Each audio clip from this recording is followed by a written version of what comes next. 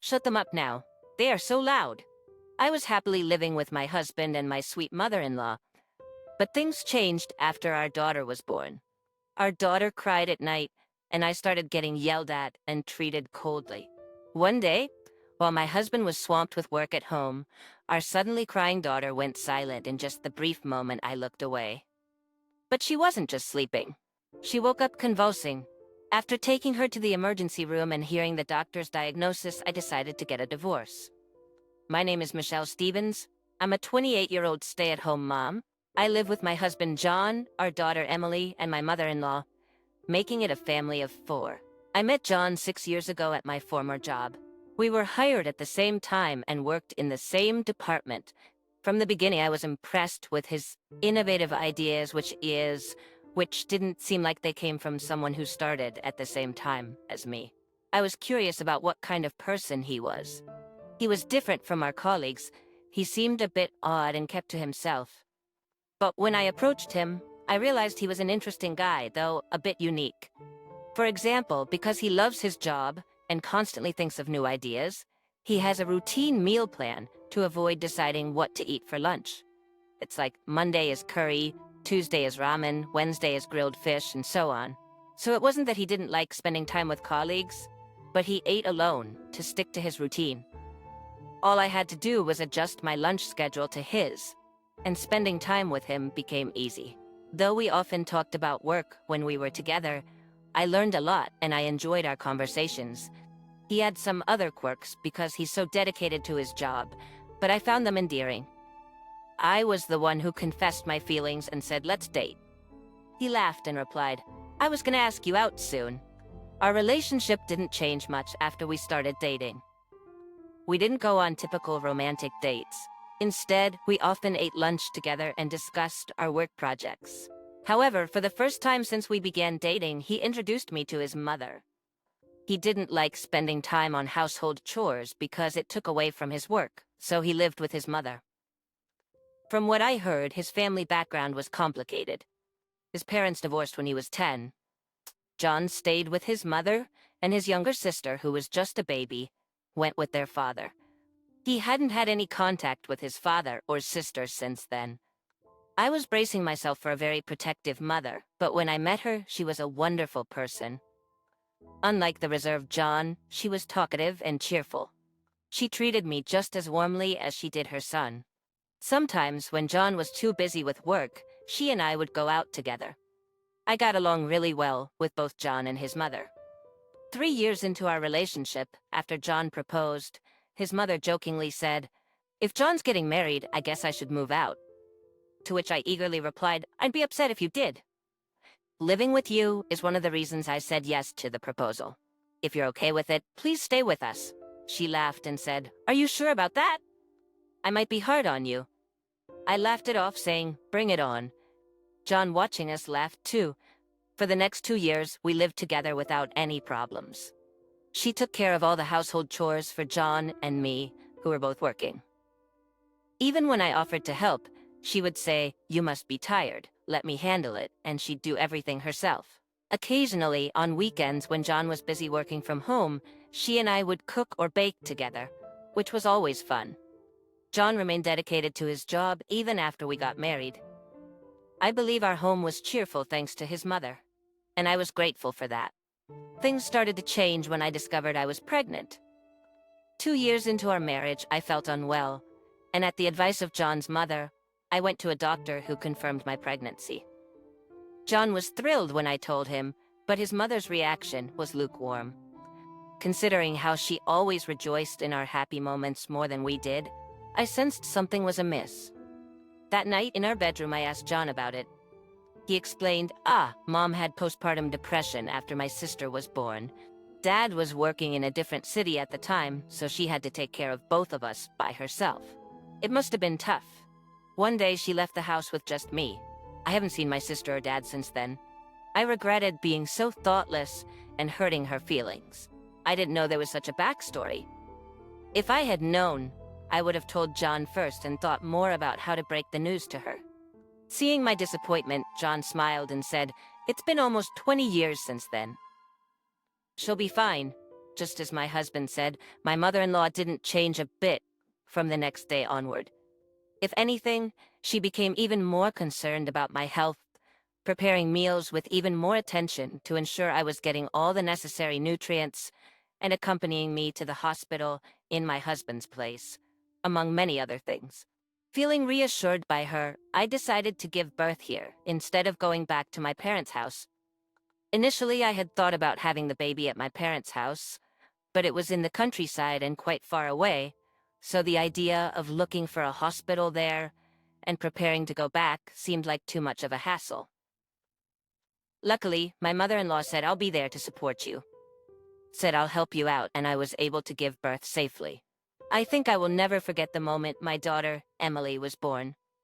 She had already been precious to me while in my belly, but the moment I saw her face for the first time, I felt an overwhelming surge of affection and could unconditionally vow to protect her no matter what and make her happy.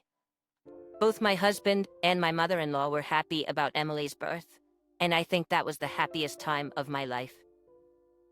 However, that happiness gradually started to crumble. After bringing Emily home from the hospital, I took a year-long maternity leave, thinking that I would help with childcare and household chores. But my mother-in-law said, "I've always taken care of the house, and that's not going to change. You don't need to worry about it." True to her word, she took care of various things around the house as she always did, but she wouldn't get involved with Emily. I even felt an atmosphere as if she was deliberately avoiding her. My mother-in-law, who always listened attentively to what I had to say, would give vague responses or pretend not to hear when the topic of Emily came up. I was saddened by my mother-in-law's behavior, which seemed like she was ignoring my daughter, but I couldn't speak up strongly because I knew about her past. Even after 6 months since Emily was born, my mother-in-law remained the same. By this time, Emily could perfectly distinguish between people's faces, recognizing her father, who didn't have much time to interact with her due to work and would smile at him. My husband still prioritized work, but when he had the time, he would talk to Emily and try to communicate with her, so he was delighted that she started smiling at him. Around that time, Emily started having episodes of night crying. I haven't seen many other children, so I'm not sure, but I think Emily's night crying was on the severe side.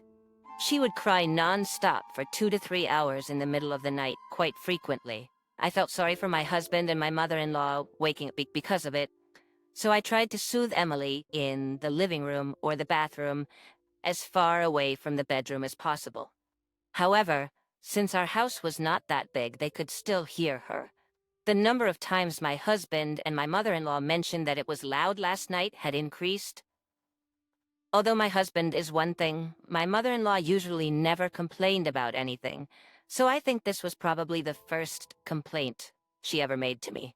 I tried my best to soothe Emily, but her night crying didn't stop.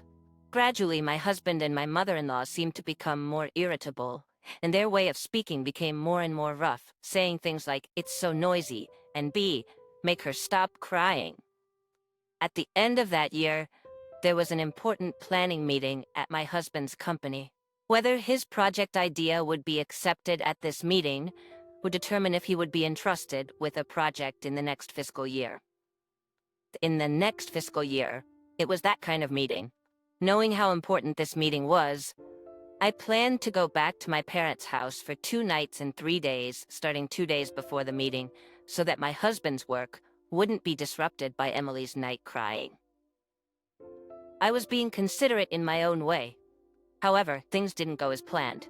In fact, I ended up going back to my parents' house even sooner. It was the weekend, less than a week before my husband's presentation, and he was working on his proposal at home.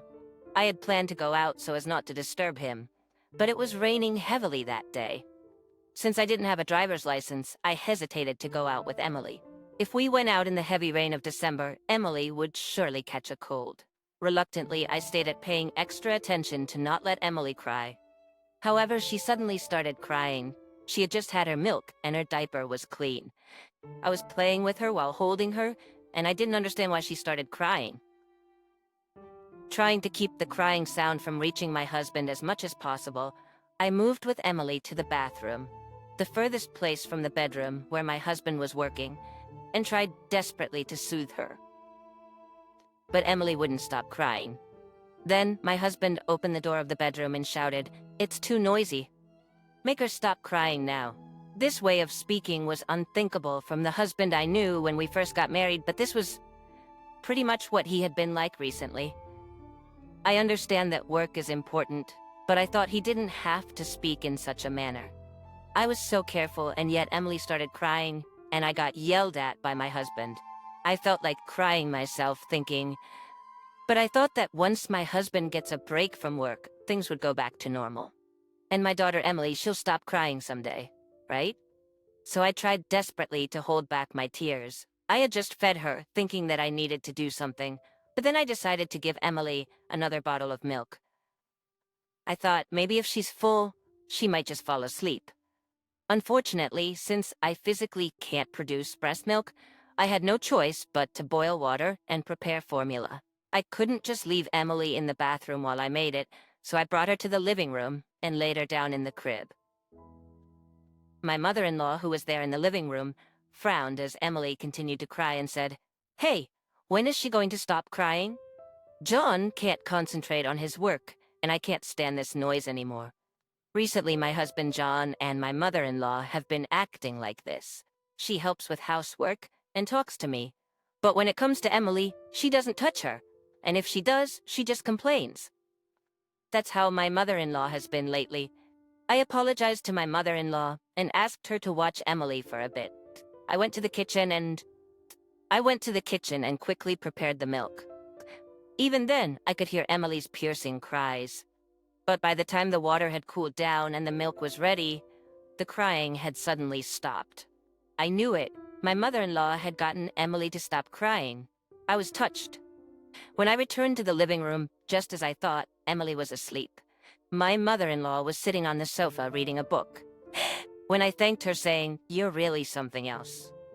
"There's nothing like the touch of someone who has raised kids before," she responded, I suppose, but she seemed somewhat brusque.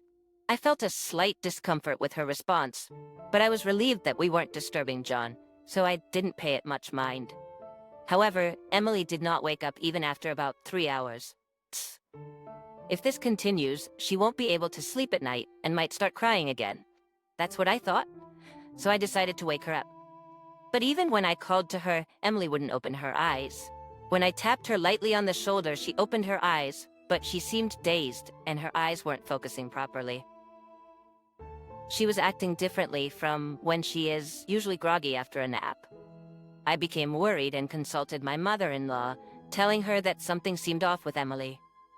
But without even looking at her, she said, "It's probably just your imagination. She'll be fine." I believed my mother-in-law's words and waited for a while, but Emily's eyes never focused. Scared, I went to my husband John, who was working in the bedroom. "I know you're busy, but can you take out the car? Something's wrong with Emily. She seems completely out of it. It's strange. I'm worried. I want to take her to the hospital, please." I pleaded desperately, but John, seemingly annoyed, said, "Are you sure it's not just your imagination?" "What does my mom say?" I replied, "Your mom says she's fine, but she's clearly not okay to me." John responded, "If Mom says she's fine, then she must be okay. I need to finish this today. Don't bother me." But I couldn't shake off my worry. When I said this, John raised his voice, "Give me a break.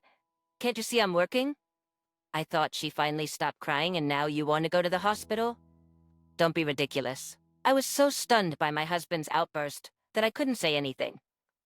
Then, turning back to his computer, John muttered, "I never wanted a kid in the first place." His words still ring in my ears to this day. I couldn't believe my ears. It was unthinkable for John to say something like that. But I definitely saw him say it. I couldn't stop crying from the shock. I never thought John would say something like that. I left the bedroom still crying, but when I saw Emily, my tears dried up. She was having convulsions. I thought something was wrong. Just a moment ago, Emily seemed perfectly fine. She didn't look ill at all. Panicking, I called a taxi and rushed to the emergency room. I couldn't stop trembling at the thought of something happening to Emily. When we arrived at the hospital, a pediatrician saw us right away. He mentioned the possibility of shaken baby syndrome and decided to do a CT scan on Emily. I didn't know about the condition, so I frantically looked it up while I was in the waiting room. Shaken baby syndrome is a condition where a baby whose neck muscles are still undeveloped suffers brain damage due to being violently shaken. I learned that in severe cases it could lead to death, which made my blood run cold. For a while, I was stunned and couldn't think about anything else. I don't know how much time had passed, but I was called in because the doctor wanted to discuss the results of the examination. Fortunately, Emily doesn't have any hematoma, and she's calmed down now since we've given her an anticonvulsant. The doctor said, bringing me relief. However, the doctor then said something unbelievable. But, when the nurse was undressing Emily for the examination, she found marks on her neck and shoulders that looked like they were made by an adult's fingers. I didn't understand what he was implying. Shaken baby syndrome is a condition that occurs when a baby is shaken vigorously. It can happen while trying to comfort them or during play when they're being tossed in the air, and things unfortunately go wrong. We were thinking that might be the cause, but looking at those marks, it's also possible someone intentionally shook her quite hard. The doctor continued in a matter-of-fact tone. If you don't remember anything, it could have been another family member. We were able to treat her in time this round, and there was no hematoma, so she's fine. But if the same thing happens again, we can't guarantee Emily will be safe. I think you should have a serious talk with your family. I couldn't get the doctor's words out of my head, even after I left the examination room. I have never abused my daughter, and I've never seen any signs of abuse on her. There were no marks on her when I changed her diaper and dressed her earlier today. I could only think that my mother-in-law must have done something while I was making Emily's milk. Emily would need to stay in the hospital for about 3 days just to be safe, so I decided to go home to get the things we needed. Did you do something to Emily? I asked my mother-in-law in a trembling voice when I got back home. Then my mother-in-law responded, "What?" I didn't do anything, in a clearly suspicious manner. Usually she would ask, "What do you mean? What happened? Did something happen?" But this time, she just denied it without asking anything. "Tell me the truth." As I yelled and confronted her, she finally admitted it. I just grabbed and shook her a little, because she was being too noisy. A little? The doctor said there were severe marks on her neck and shoulders. Because of what you did, Emily was in serious danger. When I said that, my mother-in-law responded nonchalantly, "Danger? But she's fine now, right? So, what's the big deal?" "What? How can you say that?" I raised my voice, and at that moment my husband came out of the bedroom. "Shut up, both of you. Keep it down," he said before slamming the door shut with a loud bang. I had sent him a message earlier, telling him that Emily was having seizures and we were going to the hospital, but he didn't ask about her condition and just complained about the noise. My husband, who did not seem remorseful at all for putting our daughter in danger, and my mother-in-law, who was unapologetic and casual about the whole situation. I had thought we had a good relationship, but it turned out I was wrong. That moment was when I lost all affection for them and gave up on this family.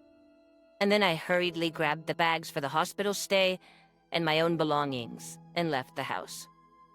Luckily, I had planned to return to my parents' house, so I had travel luggage ready, and I grabbed that. In the taxi heading to the hospital where my daughter Emily was, I made up my mind to get a divorce. Some might think this is an overreaction, but for me it was a big deal. Of course, I was furious at my mother-in-law's actions, but the main cause was my husband's behavior. I do think my husband's job is tough. The upcoming planning meeting, whether he gets selected or not, would change how fulfilling his work is for the next fiscal year. But that's not the kind of job you continue doing, neglecting the fact that your daughter has to go to the ER and is hospitalized. It's not a life-threatening job, nor is it a job that only he can do. It's about whether he becomes the project leader or the assistant.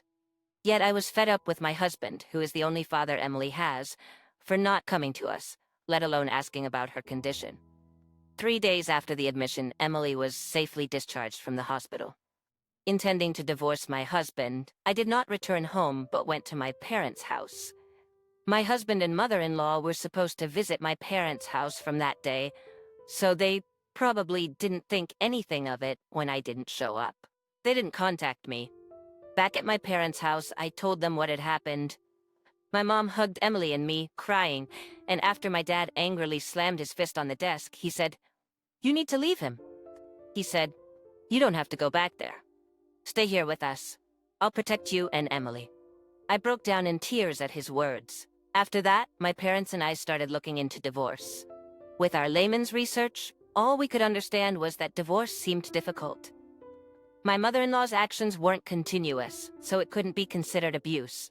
If the other party contested the divorce, it seemed like it would be difficult even if it went to mediation, so I decided to play hardball. On the third day at my parents' house, I received a message from my husband John saying, "The presentation went well, so come back home. Let's celebrate its success." Irritated by his carefree attitude, I decided to go back home once to talk about divorce. I didn't want Emily to see John or my mother-in-law ever again, so I asked my mom to keep her at my parents' house. When I got home, John, surprised that I came back alone, finally asked, "Where's Emily? Is she still in the hospital? Is she that sick?" "Emily has been discharged. She's at my parents' house now. Why didn't you bring her back with you?" "I want a divorce." Both John and my mother-in-law were stunned. "What? Emily was safe this time. But what if you had shaken her more violently? If I hadn't noticed and left it be, Emily might not have made it. Thinking about it, I'm scared of you, Anne." I tried to continue pointing out John's issues when he interrupted me. "If you are scared of my mom, we can live separately. So please reconsider the divorce." At his words, my mother-in-law confronted him, saying, "What? You choose Emily over me?" Ignoring her, John said to me, "See? Isn't that okay?" I continued what I was saying earlier. "No, I am disappointed in you, John. I can't believe you said, 'I never wanted kids.' And I'm disappointed that you prioritized your job over our daughter's life.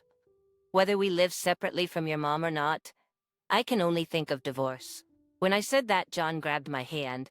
"No way. I was out of my mind back then because of work. I love you and Emily. I apologize, so please don't talk about divorce. I think words and actions under pressure reveal true feelings, so I can't trust you anymore. I won't divorce you, even if it comes to mediation." His words made my heart race. This would be bad for me if it went to mediation. It would be difficult to accuse his mother of abuse and use it as a reason for divorce, as I had researched at my parents' house. So I decided to tell them a lie that I had thought of at that moment.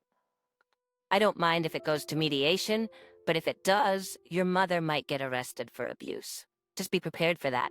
"What do you mean by abuse?" His mother, who approached me with a frightening face, had no resemblance to the mother-in-law I used to like. I was suspected of abuse at the hospital. I told them I didn't do it, and I got a medical certificate. The marks on Emily's neck were also photographed. If I can prove that these hands belong to your mother, the abuse will be proven. If John insists on going through divorce mediation, I will submit the medical certificate and photos. In reality, this method had almost no effect. Even if it could be proven, it might not be considered abuse if they realized it was just a one-time incident. However, they seemed to believe it. That would be a problem. Please think it over again. I have no intention of reconsidering. Besides, if you're going to file for mediation, I will comply, but I will make sure the dates are on weekdays. Can you prioritize us over your important work?" John flinched when I said this. His mother was constantly begging him, "Hey John, please divorce her. I'm gonna get caught." For a while, John was silent, deep in thought. I added, "I will use any means necessary to divorce you. Even if it goes to mediation, even if your mother gets arrested, and even if you have to take time off work, it won't change the fact that we are getting divorced. If that's fine with you, go ahead." After thinking for a while longer, John reluctantly agreed to the divorce. Throughout the discussions about property division and child support, John repeatedly asked, "You're kidding, right? And can't you reconsider?" But I ignored all of it. In the end, we agreed to divide the assets in half and set the child support at $400 per month. My husband was reluctant to agree to the divorce until the very end. But it seemed like he finally realized my stance wasn't going to change, so he reluctantly agreed. I told him, feel free to dispose of all my belongings, and then I left the house. I had no intention of taking anything from that house with me. We had furniture at my parents' house, and I didn't want to remember anything about this house. As I left through the front door, I could hear John and his mother arguing. It's all your fault, Mom. John, you said you didn't want Emily either, right? This is what you get. What did you say? I covered for you so you wouldn't get caught. If you hadn't done that, we wouldn't have had to go to the hospital and I wouldn't have had to hear all this. It's all your fault. I don't want Michelle to leave. I want you to leave. Later, I heard through the grapevine that John and his mother had separated. Apparently, they had been fighting non-stop since the incident. They were blaming each other for the divorce. Since the apartment was in John's name, his mother was kicked out and is now working in a cleaning job, being bossed around by people more than 20 years her junior. It's been a year since then, and Emily is growing up safely without any lingering effects. She's starting to learn words, calling me Mom, and even saying Grandpa and Grandma. She's getting better at many things every day. My mother is looking after her, allowing me to rejoin the workforce at a local company. With my previous experience, I was placed in the planning department, but unlike John, I prioritize my family over work. I've heard about John's situation through former colleagues. Apparently, he struggled with living alone, couldn't concentrate on his work, and the project he proposed started to fail. Eventually, John was removed as project leader and was transferred from the planning department to human resources. It's quite an ironic story. My husband, who was so devoted, got taken off the planning department, and I, who have been prioritizing our family, got assigned to it. Moreover, my work is going really well. When I brainstorm with my daughter on my lap, a ton of great ideas come to me, and I'm able to write excellent project proposals. Not just in terms of work, my personal life has also been flourishing recently. There's this single father from my workplace, and things are going pretty well between us. We first hit it off talking about our kids and have become good friends since. On weekends, we take our kids to parks or amusement parks.